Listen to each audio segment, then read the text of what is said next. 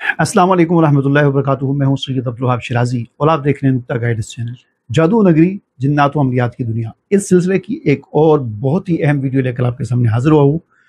और आज की जो मेरी वीडियो है वो इस बारे में है जो आजकल हमारे मुल्क में मीडिया पर एक खबर बड़ी गर्दिश कर रही है कि बुशरा बीबी यानी इमरान खान की जो बीवी हैं, इमरान खान का और उनका निकाह पहली मर्तबा इद्दत के दौरान हुआ था। इस बात का दावा निकाह पढ़ाने वाले मुफ्ती सईद साहब ने किया है, और न सिर्फ दावा किया है बल्कि अपने वीडियो पैगाम में भी इस बात को बयान किया है, अपने जो है लिख कर भी इसको बयान किया है, और यहाँ तक कि अदालत में भी जाकर उन्होंने इस बात का बयान हल्फी जमा करा दिया और बयान दे दिया है कि इमरान खान का निकाह बुशरा बीवी से जो है वो इद्दत के दौरान हुआ था।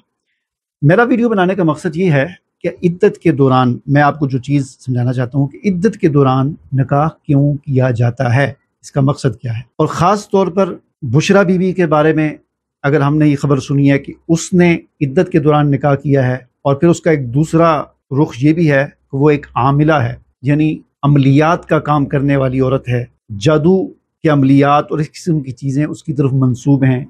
अक्सर सुनी जाती हैं।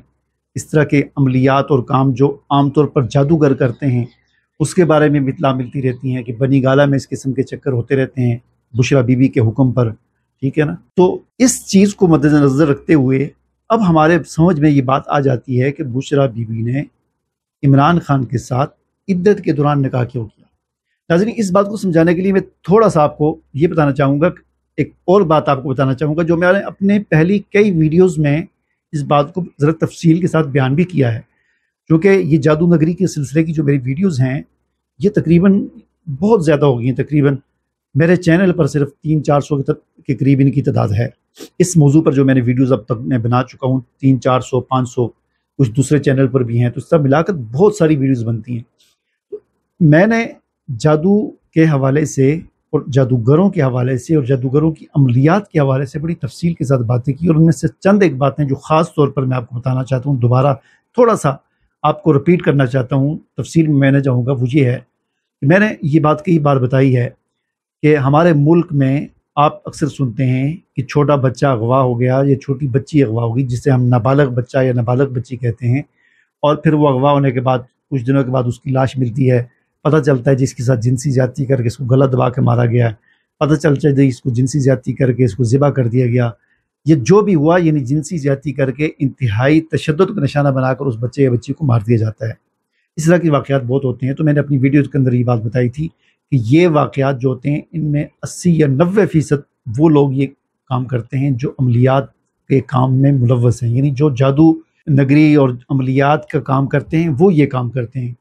और कई ऐसे अमलियात होते हैं या अपने उनके दर्जात होते हैं, चिल्ला कर रहे हैं जी, चिल्ले में ही पहले चिल्ला किया तो इस मकाम को पहुंच गया, फिर चिल्ला किया तो इस मकाम को पहुंच गया। तो उसके अंदर जो शैतानी अमलियात के अंदर जो मकामात होते हैं उसके अंदर इस किस्म की चीज़ें होती हैं कि किसी नाबालग बच्चे या बच्ची को अजियत देकर उसके साथ जिनसी ज़्यादती करके उसको शैतान के नाम पर गला दबा कर या ज़िबा कर देना, कुर्बानी करना, ये उसके अंदर ये चीज़ें इस्तेमाल होती हैं। और ये वाक़यात पाकिस्तान में अक्सर इस किस्म के लोग ही करते हैं जो ये अमलियात की दुनिया में पड़े हुए होते हैं, ठीक है ना। शैतान को खुश करने के लिए ये काम होता है। इसी तरह शैतान को खुश करने के लिए और अमलियात में तासीर पैदा करने के लिए और अमलियात के मकामात में ऊंचा दर्जा हासिल करने के लिए ये जादू की दुनिया के साथ वाबस्ता लोग अपनी किसी महरम औरत के साथ ज़िना भी करते हैं। वो महरम औरत अपनी बहन भी हो सकती है नाउज़ुबिल्लाह, वो महरम औरत अपनी बेटी भी हो सकती है, वो महरम औरत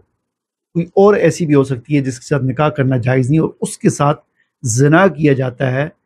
और वो उस चिल्ले का हिस्सा होता है जो जादू नगरी जादू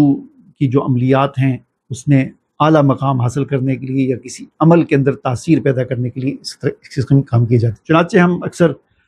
ख़बरों में सुनते रहते हैं कि फ़लाँ जगह पर फ़लाँ ने अपनी बेटी के साथ ये कर दिया और फ़लाँ ने अपनी बहन के साथ ये कर दिया और फ़लाँ ने अपनी माँ के साथ ये कर दिया, नाउज़ुबिल्लाह। तो ये सब भी यही चक्कर होता है, अमलियात का चक्कर होता है। अमलियात की दुनिया से वाबस्ता लोग ये काम करते हैं।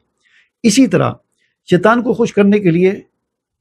और अमलियात की दुनिया में आला मकाम हासिल करने के लिए और अपने अमलियात के अंदर तासीर पैदा करने के लिए हर वो काम किया जाता है जिससे न सिर्फ अल्लाह ताला की तौहीन हो, एक तो होती है ना अल्लाह की नफरमानी और गुनाह तो हर इंसान से हो जाता है। कौन सा इंसान है जिससे गुनाह नहीं होता? हर इंसान से गुनाह हो जाता है। گناہ اور نافرمانی سے بڑھ کر توہین ہوتی ہے، اور اللہ کی توہین، اللہ کے رسول کی توہین، اللہ کے دین کی توہین، قرآن کی توہین، اور خاص طور پر شاعر اللہ، یعنی دین کے وہ بڑے اہم شاعر کہ جو دین کی علامت اور نشانی سمجھے جاتے ہیں، ان کی توہین کرنا، یہ اس سے ان کو شیطان کے ہاں اونچا مقام ملتا ہے، اور شیطانی عملیات کرنے والے شیطان کے سامنے اپنا اونچا مقام اور درجہ حاصل کرنے کے لیے اس قسم کے کام کرتے ہیں۔ ان میں کیا ہوتا ہے، جس طرح میں نے بتایا نابالغ بچی کے ساتھ زنا کر کے اس کو مار دینا، اپنی محرم عورت بہن بیٹی کے ساتھ، ماں کے ساتھ زنا کرنا، اور اسی طرح قرآن کی توہین کرنا، نعوذ باللہ قرآن کے ساتھ گندگی لگانا، قرآن کو گندگی جگہ پر پھینک دینا، اور دین کی توہین کرنا اور دین کا مذاق اڑانا، یہ ساری چیزیں اس کے اندر ہوتی ہیں۔ اسی طرح یہ عدت کے دوران نکاح کرنا، اب دیکھیں یہ بھی وہی چیز ہے، عملیات، اپنا کوئی عمل کیا آپ نے اور اس عمل میں آپ چاہتے ہیں کہ یہ کام ایسے ہو جائے، تو اس کے لیے یہ شیطانی عملیات کے اندر پھر شیطان کو خوش کرنے کے لیے، شیطانوں کی مدد حاصل کرنے کے لیے یا ان کی مدد لینے کے لیے پھر کوئی ایسا کام کیا جاتا ہے، وہ پھر ایسا تقاضا رکھتے ہیں کہ آپ یہ کام کریں، کوئی اللہ کی بہت بڑی نافرمانی کریں، ایسی کوئی نافرمانی کریں جو صرف نافرمانی نہ ہو بلکہ توہین ہو، ٹھیک ہے نا۔ مثال کے طور پر ایک آدمی نماز نہیں پڑھتا تو یہ گناہ گار ہے، نافرمان ہے، لیکن ایک آدمی نماز کی توہین کرنا شروع کر دے تو یہ صرف نافرمان یا گناہ گار نہیں ہے بلکہ یہ اس سے 10 قدم آگے بڑھ چکا ہے۔ اسی طرح ایک ہوتا ہے زنا، کہ ایک مرد ایک عورت چھپ کر یا جیسے بھی وہ زنا کرتے ہیں، یہ بھی گناہ ہے، لیکن ایک ہوتا ہے عدت کے دوران نکاح کرنا، یہ زنا سے بھی بڑھ کر ہے، کیونکہ عدت کے دوران تو زنا ہے، نکاح کرنے کی بھی اجازت نہیں ہے۔ تو عدت کے دوران اگر کوئی یہ حرکت کرے، جان بوجھ کر کرے، چلو ہو سکتا ہے مفتی سعید صاحب کو نہیں پتا تھا، یہ بھی ممکن ہے کہ عمران خان صاحب کو بھی نہ پتا ہو، اس بات کا علم نہ ہو، ظاہر ہے یہ چیز عورت کے ساتھ تعلق رکھتی ہے، اور عورت ہی اس بات کو سمجھتی ہے اس کی عدت کب شروع ہوئی اور کب ختم ہوئی، اور عمران خان صاحب تو ظاہر ہے کوئی ان کے گھر کے فرد تو نہیں تھے کہ ان کو پتہ ہو کہ کب طلاق ہوئی، اس نے کہہ دیا، وہ تو اس نے میڈیا پہ بھی کہا کہ جی میں نے 7 مہینے پہلے طلاق لی ہے اور یہ ہے وہ ہے، لیکن بعد میں مسئلہ نہیں تھا۔ تو اس میں نہ عمران خان صاحب کا قصور ہے اور نہ اس کا مفتی سعید صاحب کا، اصل تو وہی جادوگرنی ہے کہ جس نے یہ حرکت کی ہے، اللہ کے دین کی توہین کی ہے کسی اپنے عمل کے اندر تاثیر پیدا کرنے کے لیے، اور اس وقت ظاہر ہے اس کے یہی عملیات تھے کہ وزیر اعظم بن جائے عمران خان صاحب، یا اور جو بھی ان کے تقاضے تھے جو بھی تھے۔ بہرحال یہ آج کی ویڈیو بنانے کا مقصد یہ ہے کہ عدت کے دوران جو نکاح کیا جاتا ہے،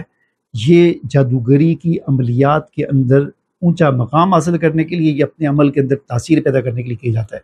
اور بظاہر یہی لگتا ہے کہ یہ کوئی کسی غلط فہمی سے ایسا نہیں ہوا بلکہ جان بوجھ کر یہ حرکت کی گئی ہے،